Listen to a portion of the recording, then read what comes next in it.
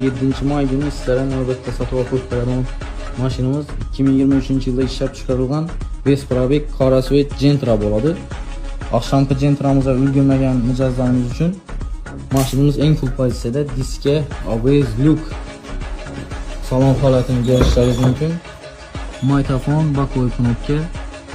Mashinamiz bor yo'qi 100 km yurgan. Shot spravkada o'tdi dokumentlari.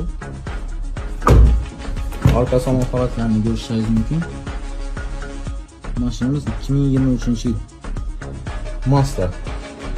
Kimga qiziq bo'ladi?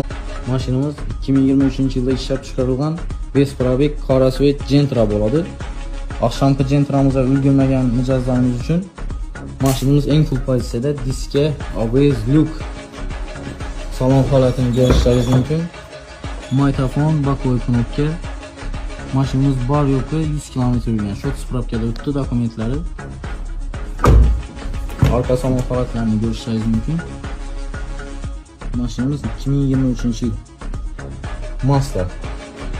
Kimga qiziq bo'ladi?